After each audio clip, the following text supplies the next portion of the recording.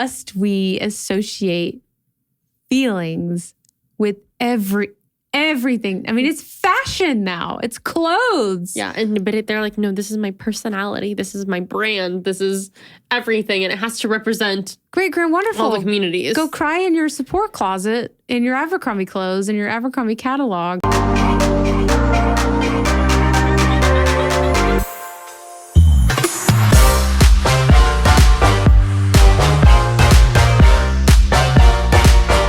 This is Megan with Girls Gone Right. And this is Peyton. Welcome to our pop culture segment. It's been a minute, but we're back.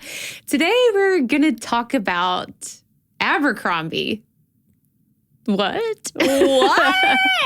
So if you don't know, but I'm sure you do if you watch our channel and follow us on Instagram and Twitter and all that, or X, whatever it's called. Peyton and I love clothes. Oh my gosh. Do we? We love clothes. Our therapist is literally like, is online shopping. Yes. Retail therapy, baby. Retail therapy is a real thing, and we partake. We add to cart. Yes, add to cart immediately. What we were going to do for this episode was compare and contrast old fashion ads from the 90s, some from the 80s versus now. And I'm sure a lot of you are aware of the changes we've seen in the most recent years in campaigns. And if you're a guy and you're like, I have no idea what you're talking about. A campaign is essentially something that a fashion brand or an apparel brand would put out seasonally to promote and advertise whatever is going to be in that line. So Abercrombie has changed drastically from the type of models and the image that they used to put out there in the 90s versus now.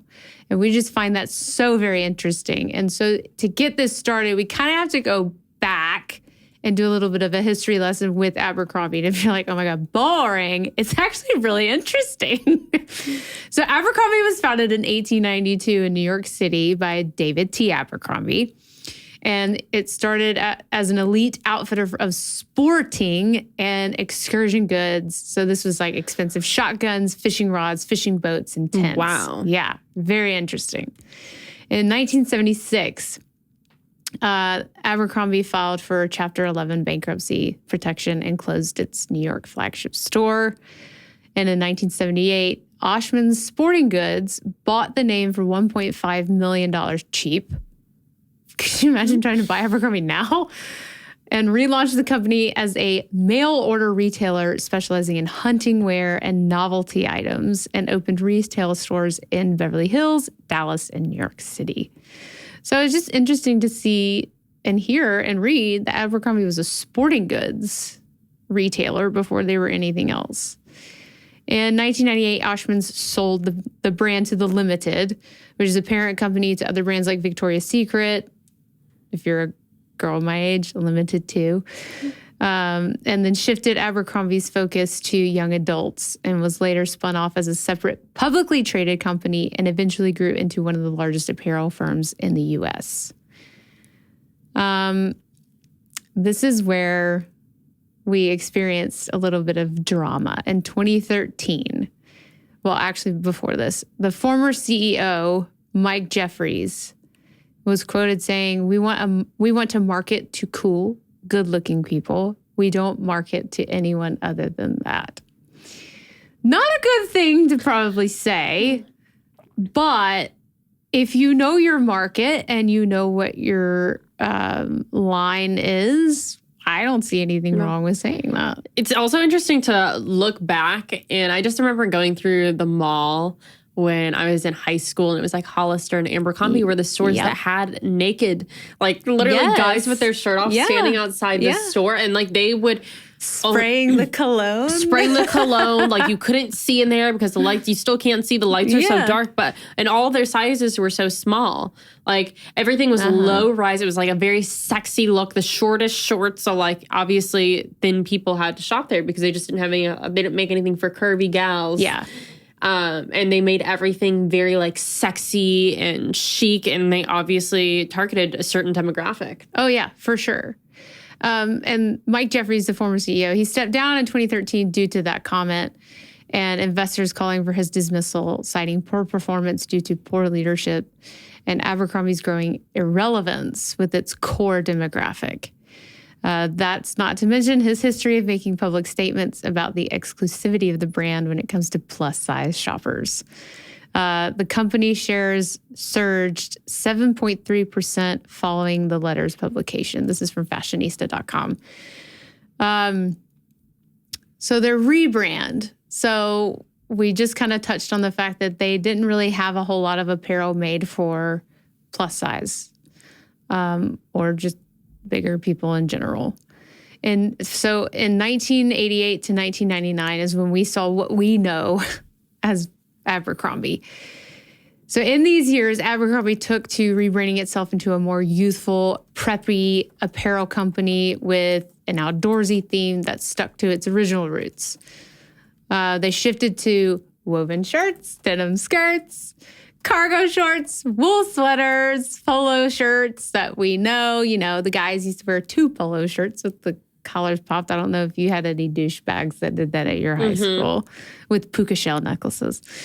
Polo shirts and T-shirts. And the price tags were something that a teenager would never be able to afford.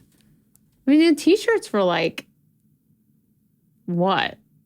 $40 to $50 for a T-shirt? For like some T-shirt that says Abercrombie and Fitch on it. Yeah.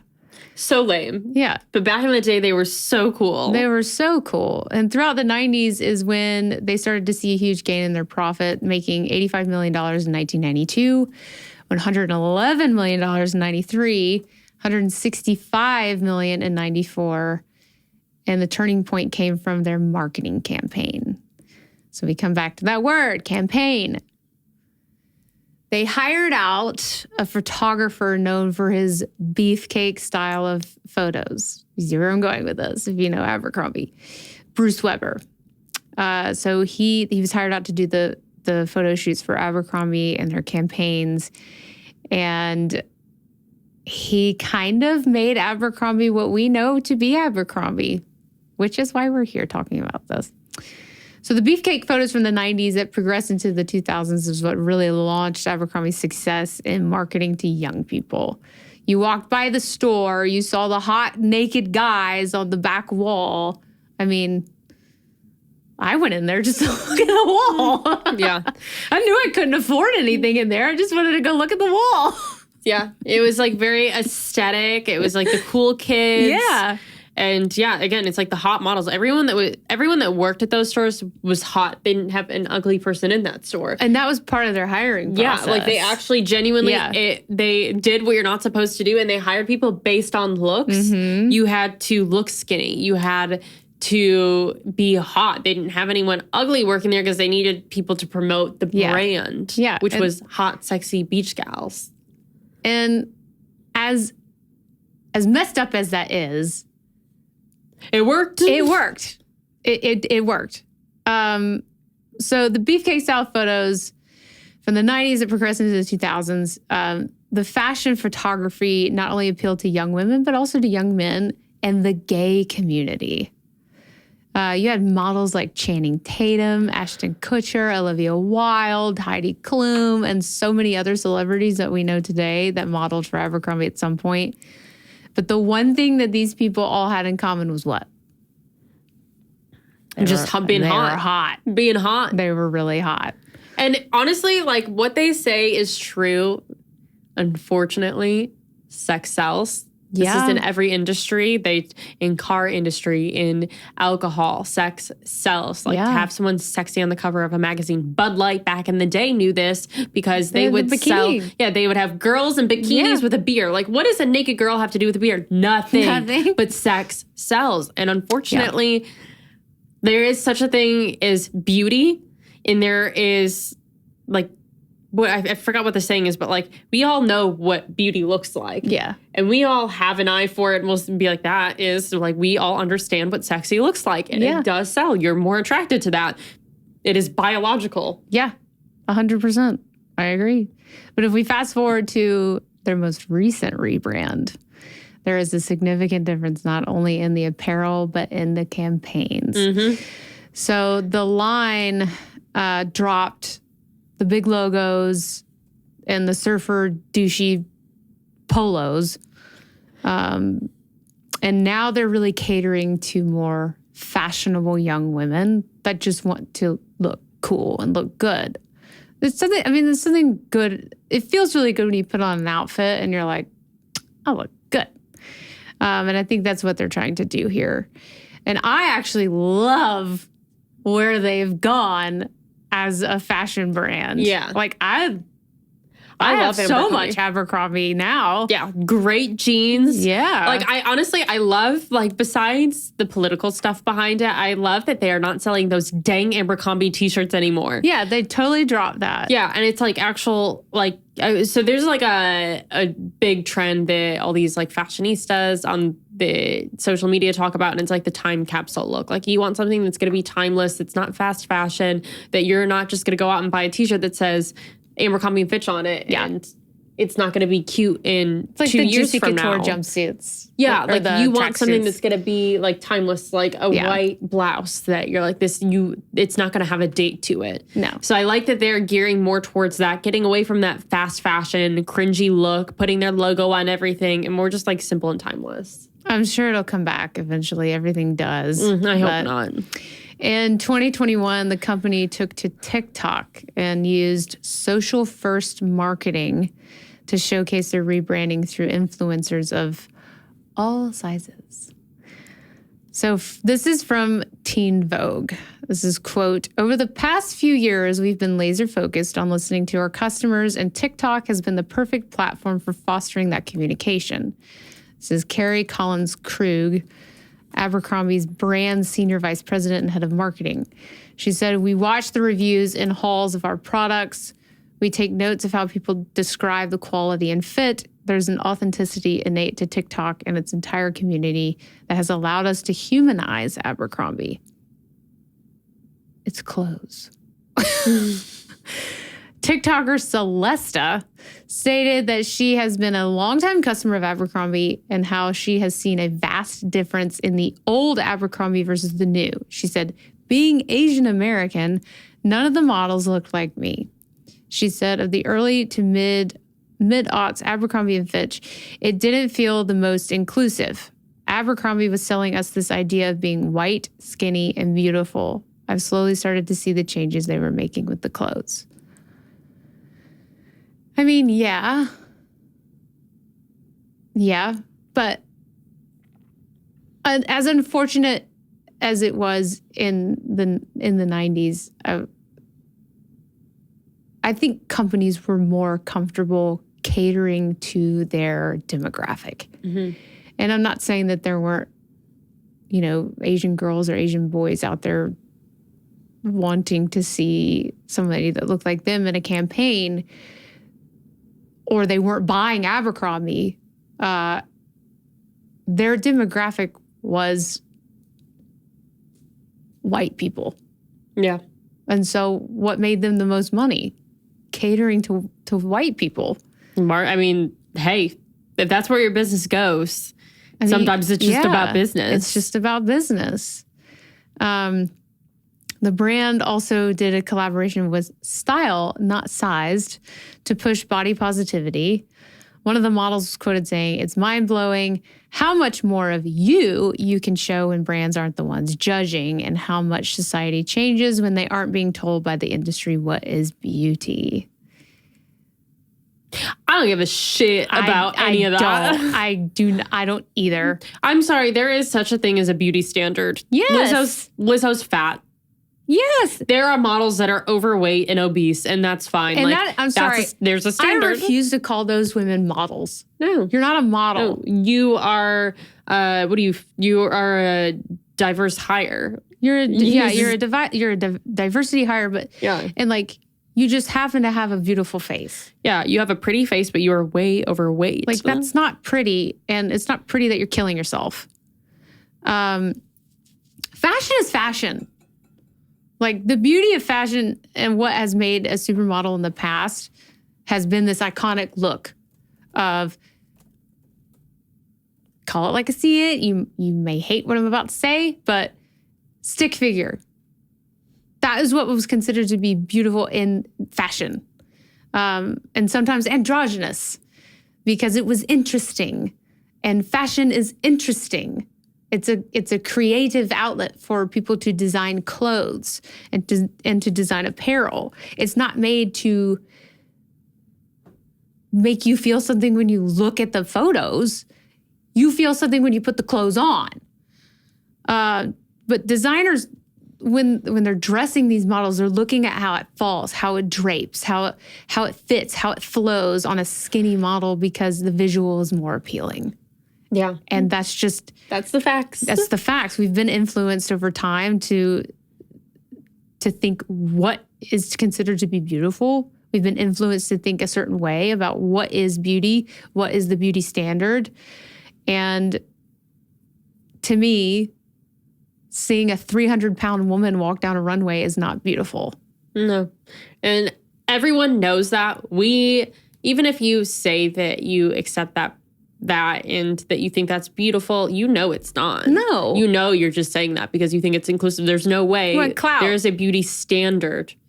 You know if someone's freaking obese, you're not like, oh my gosh, she's so skinny and she's so like, no, she looks healthy. You know that's not healthy. You're lying. You're gaslighting. Beauty standards now are built on jealousy. Yeah. They're strictly built on jealousy. But it's so funny because they'll see someone like overweight and they'll be like, oh my gosh, she's so gorgeous. Go, like, girl. Yeah. And no, I'm sorry. Now you're gaslighting. You know that's not a healthy human being. Yeah. You're supporting that because you don't know what else to say because you feel like you're a rock in a hard place. And if you say something, you're going to be canceled. But that's where we're at in society, I guess. So this is another quote from Teen Vogue. Abercrombie today isn't about fitting in, but instead is focused on creating a space where everyone genuinely belongs. That evolution really started in 2017 when Fran Horowitz took the reins as CEO, and since then she has ushered in the spirit of inclusivity and acceptance you see woven throughout the fabric of the company today. I don't care. Make cute clothes. That's all. Yeah, this does not need to be a political campaign. No. It doesn't need to be any more than I'm going into a store buying a pair of jeans and I don't want anything else with the jeans, just the jeans. Oh, did these jeans come with a hug? Oh, that's great. Yeah. No, I don't care. Yeah, these jeans come with validation. No, I don't care. I don't care. I don't care. Then she says, the clothes definitely weren't what you would call inclusive. Millennial customer Ashley Edwards tells Teen Vogue of shopping at Abercrombie in the early days. I remember having to squeeze into their extremely low-rise jeans. Okay, well, first of all, low-rise jeans were the style then. So everyone was squeezing into low-rise jeans, which was not easy for someone who has wider hips. Then don't buy low-rise jeans.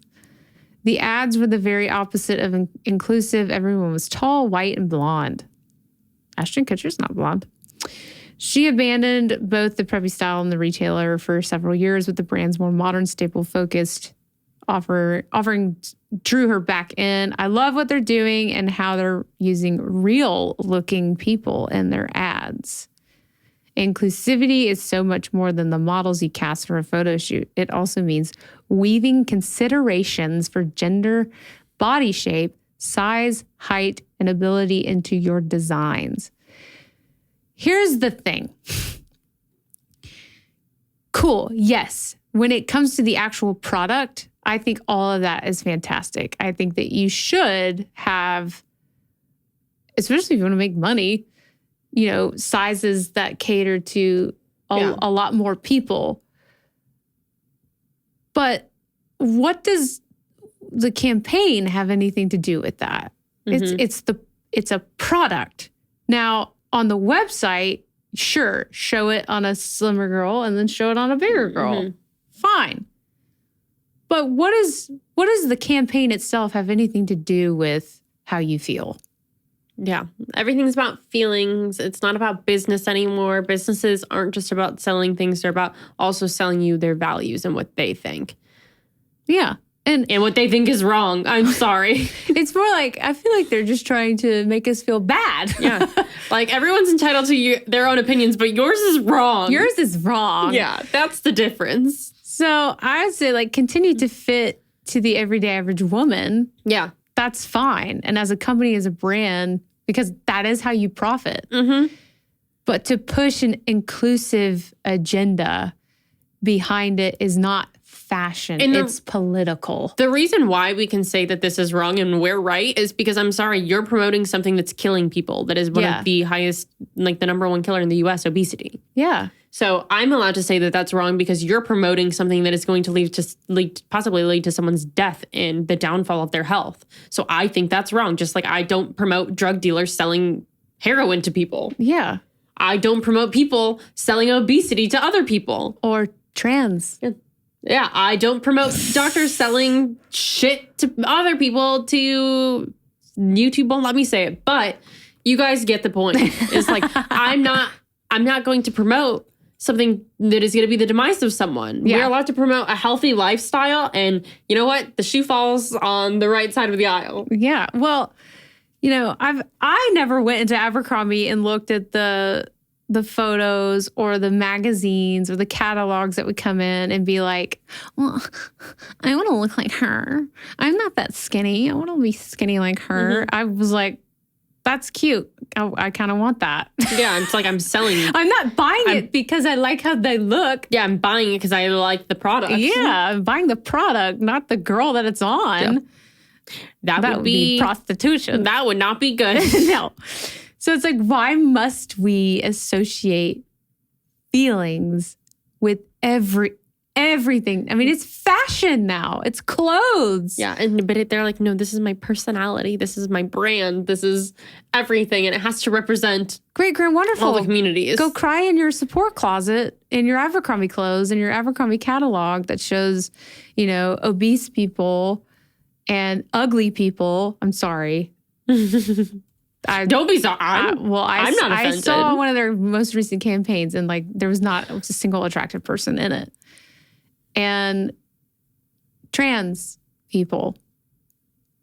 There's plenty of gay people in fashion. Like, it's just inevitable. I don't care. Like, cool, be gay. Whatever.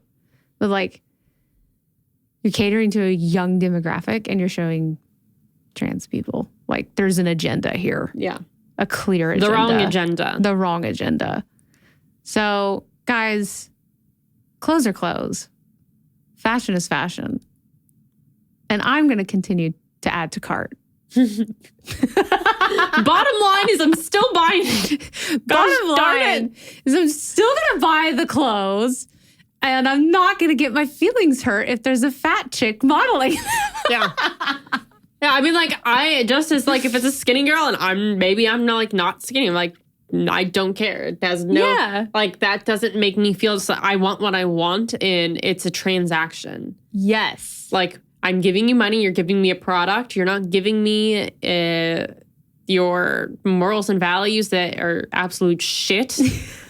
Like that's not the transaction. If you walked into the Abercrombie store and you were like, oh, I love these jeans, I'm gonna go buy them. Go to the cash register and they're like, did these jeans make you feel inclusive today? Yeah. Did we do our job? Yeah. Do you feel beautiful, big and beautiful? Feel big, bold, brave, and beautiful?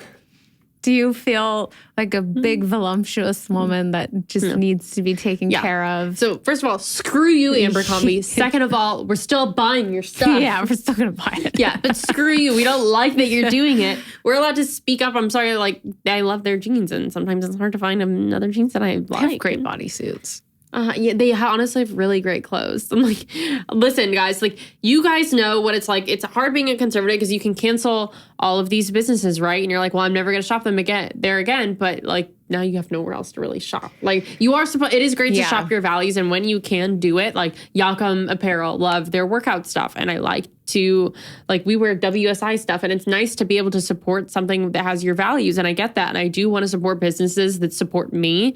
But at the same time, there's not really another Abercrombie that's conservative. And you can be like, here's this boutique that's conservative, but I'm going to tell you it's not the style that I want. No. And the thing I will say about Abercrombie is that they, I read through these quotes, but they never really came out and said, we're pushing this, we're pushing that. It was more so the line that everyone was getting so fed up with, and that documentary was released, and it was just a hate piece on white people. It was one of the racist things I've ever seen in my life. I don't care. You come after me, whatever. You're white, you don't understand. Yeah, I don't understand. But what those people were saying in that documentary was very racist. It doesn't matter. Clothes are clothes. A piece of clothing is not going to be racist. A piece of clothing is not going to be fatphobic. A piece of clothing is not going to be transphobic. It's clothes, okay?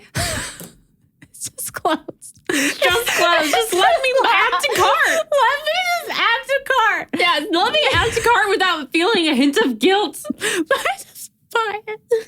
I want buyer's remorse, and that's it. Let my wallet cry, not me. Yeah. Dang it. Dang it. Well, I know that was kind of a different topic for us. But we just had to discuss. We had to. Because everyone loves Abercrombie. Like all these girls are posting about it, and it's everywhere.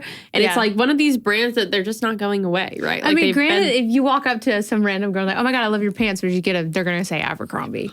Yeah, and it's or like Zara. Yeah, it's always like the jeans. They're always Abercrombie, and like it's just like a huge fashion thing. And it's not a brand that's not going away. It's been there like as I was growing up. It's still here. It's still very relevant. So it's one of those things that it's just going to be here. So you got to just get used to it. And like, it's unfortunately. The direction they've gone now, I think they're going to be around for a long time, which is great for them. Because we can also acknowledge, like, I think it's important, like, just as you can appreciate music as a conservative and be like, oh, that person's a liberal, but I still like their music because I can appreciate good music. Like, I'm a conservative and I can appreciate good fashion, even though our values don't align. Yeah. I like Taylor Swift. She's not conservative, but like you have to understand that like you have to appreciate something for what it is.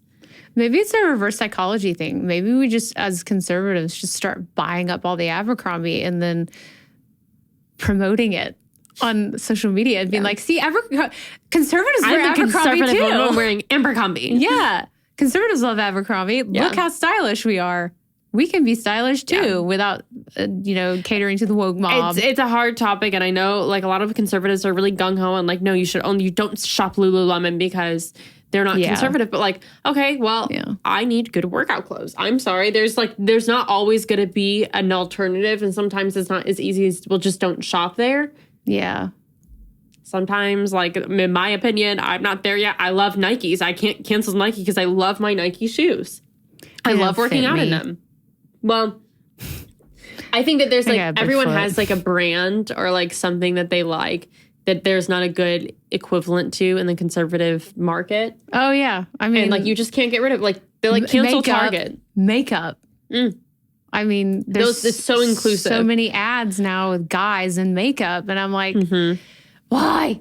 I want to buy the product. Yeah, but I don't like it that you're putting it on a man. Yep. So it's just. It is what it is. It is what it is, guys. It's very unfortunate. And we're also like, work hard. Try to make the world better in a different way. Like, go preach your values. Stay true to wear Abercrombie and be like, yeah, I wear Abercrombie and I'm conservative. And then blast them and be like, yeah, look, I can wear it too. Yeah. We all can wear it. How about be inclusive to everyone? Yeah. Even conservatives. Even conservatives. Yeah. Well, we hope that you enjoyed this episode. Please like, subscribe, hit that notification bell. That way you get notified every time we go live or every time we drop a new video. Follow us on X. Twitter. It's weird to say. That's a fairly new account. It's @girlsgone_right. And we will put that on the screen for you and drop a link in the description below. We will see you on the next one. Bye, guys. Bye.